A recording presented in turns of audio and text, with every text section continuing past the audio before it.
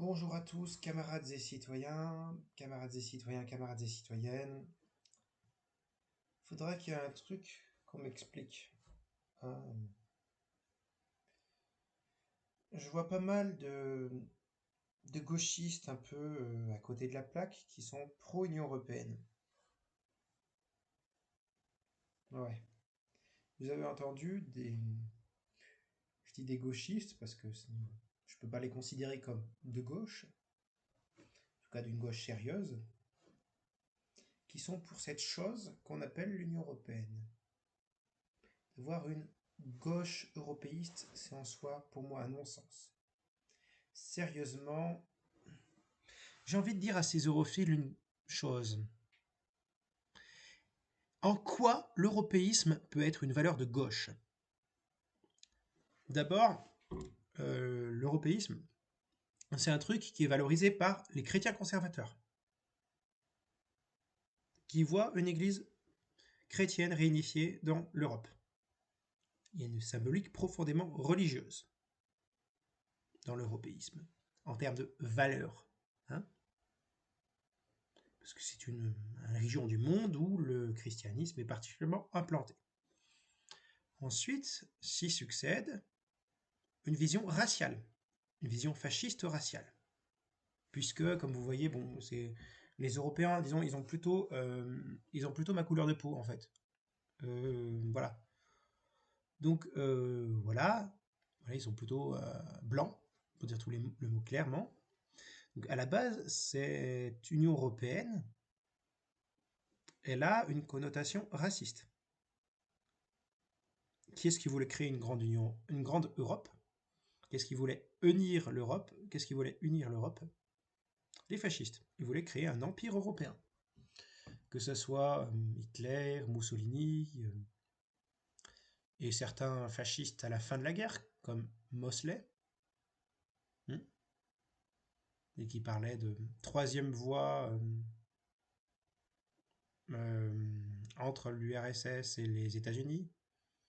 Ils voyaient l'Europe comme un rempart contre, ouais, bref, contre les communistes et prétendait-il les Américains. Bon, on peut se poser la question aussi des liens entre les libéraux et les Nasbrock.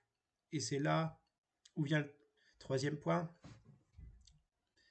L'Union européenne, qui était un projet de conservateurs chrétiens pour ne pas dire réactionnaires en fait, de fascistes et de nazis, est récupérée par des libéraux, par la création d'un marché commun. Ce qu'ils appellent un marché commun, c'est une zone de libre-échange. Hein, qu'il y ait une convergence entre ces trois points, c'est pas étonnant. Au XIXe siècle, la race, en termes de concept, est un concept identitaire a remplacé, qui a largement remplacé, qui est en train largement de remplacer l'identitarisme religieux, l'identitarisme racial. Donc cette pseudo-science, cette variante, cette approche pseudo-scientifique de la biologie que constitue le racisme, parce qu'à la base, le racisme déforme les théories biologiques pour, pour y substituer une idéologie identitaire et suprémaciste, reprend exactement l'identitarisme religieux.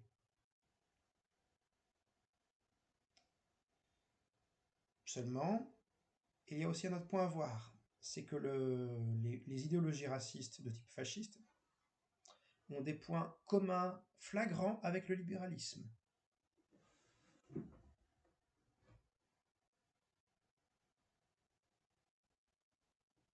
Des points communs flagrants avec le libéralisme. Qu'est-ce que ça signifie? La réification de l'homme.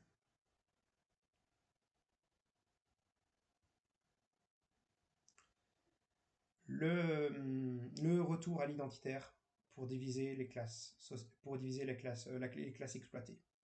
Ça, c'est des points communs. Le darwinisme social. Alors, quand je dis darwinisme social, évidemment, ça n'implique pas les thèses de Charles Darwin qui n'ont rien à voir. Ce qu'on appelle darwinisme social, ce sont les thèses du cousin de Darwin, Francis Galton. Et celles-ci parlent de mettent en avant l'idée d'une compétition naturelle entre les espèces et, dans le cas du racisme, entre ce qu'ils appellent des races. Et donc, c'est normal en fait, il y a vraiment une volonté de hiérarchisation, et il considère que le socialisme est les, les, les racistes, les idéologies eugénistes racistes, considèrent que le socialisme est un frein au progrès de l'humanité parce qu'on laisse vivre des gens qui seraient autrement des parasites pour les gènes de l'espèce. C'est exactement ça le discours raciste à la base.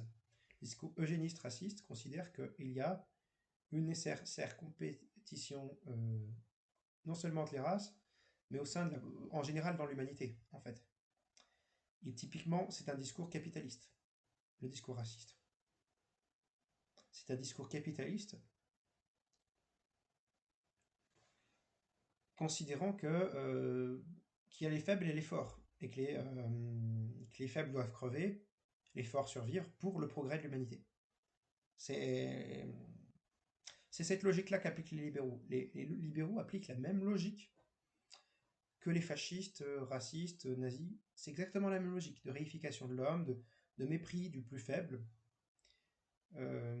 et du plus faible qui doit mourir pour l'évolution de l'espèce, et bien sûr d'identitarisme pour diviser les classes populaires.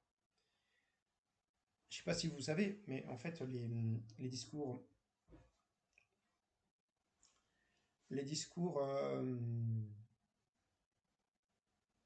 eugénistes disaient que les eugénistes racistes disaient que parmi les inférieurs, il y avait les, euh, les gens de couleur, les gens de religion juive, les asiatiques, mais ils y mettaient aussi les communistes et les socialistes.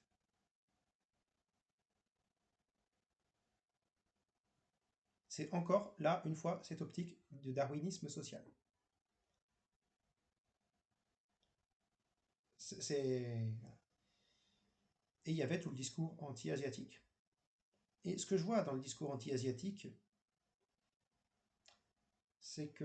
dans le discours européiste, c'est qu'il colle tout à fait au discours de haine du monde asiatique. C'est-à-dire que le discours fasciste, nazi, raciste a une haine non seulement du monde africain, mais on oublie trop souvent la haine anti-asiatique, le racisme anti-asiatique, qui est extrêmement fort dans cette conception raciste. Et c'est exactement, si on veut, sur le plan géopolitique, c'est exactement le discours anti-asiatique est extrêmement fort. D'autant que le modèle ultralibéral se sent menacé par des pays asiatiques qui aujourd'hui ne sont pas des pays socialistes, des régimes socialistes communistes, mais des régimes dans lesquels on essaie d'y aller mollo sur le libéralisme. Je parle de la Russie ou de la Chine. Il y a un discours profondément anti-asiatique et anti-chinois et anti-russe qui confine à un racisme paranoïaque dans les discours du bloc occidental, c'est-à-dire le bloc UE-OTAN.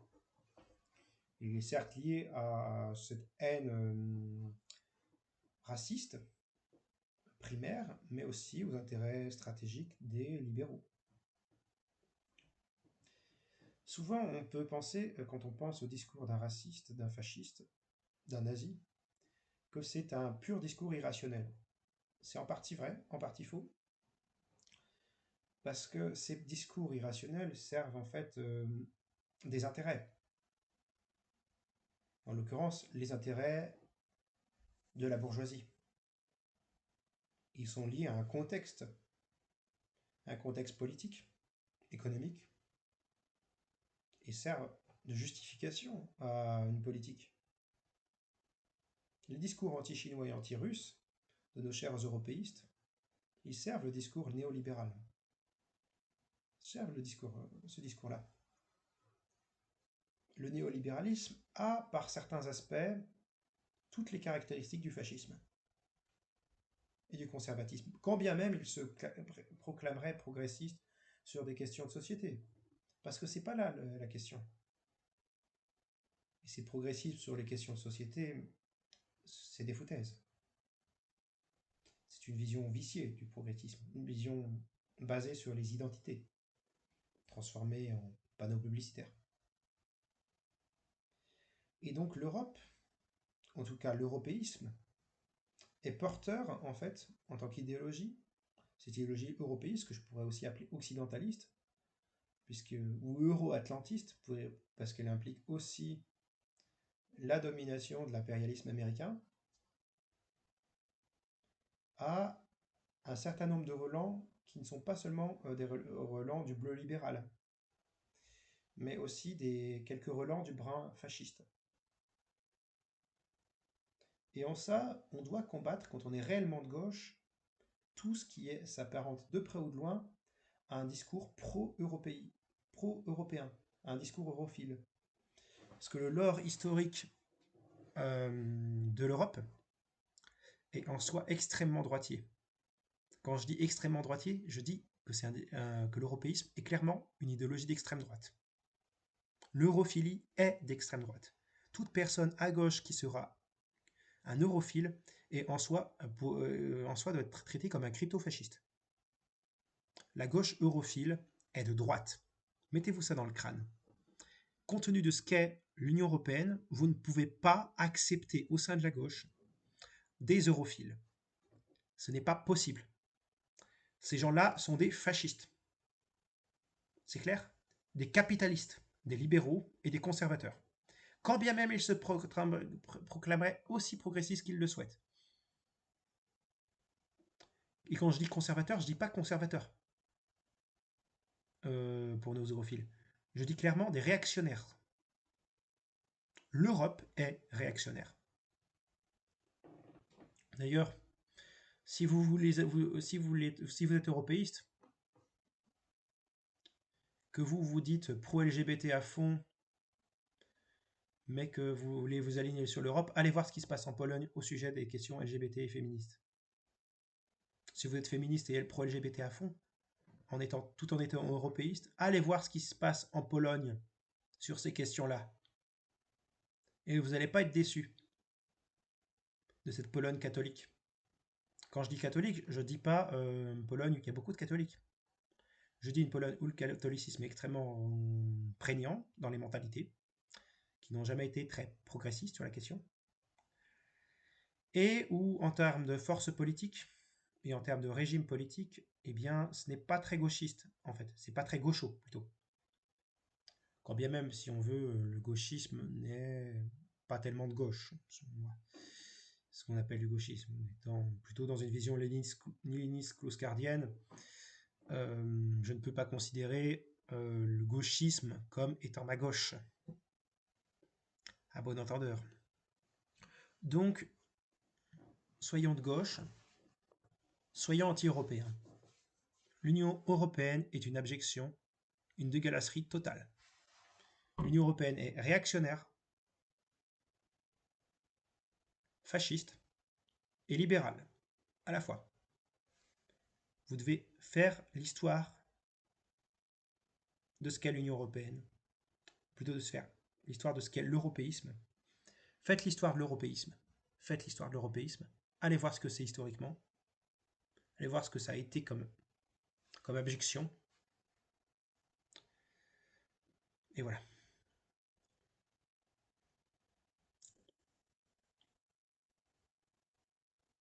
Au passage, je sais que dans certaines universités, de sources sûres,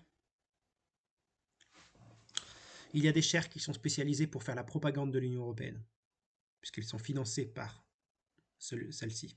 Des chaires qui parlent d'histoire de l'Europe, par exemple. Elles sont financées par l'Union européenne. Pourquoi, à votre avis? Posez-vous la question. Bon, après ces petits coups de gueule, camarades et citoyens, camarades et citoyennes, je souhaite de prendre bien soin de vous. Raison, égalité, nous vaincrons.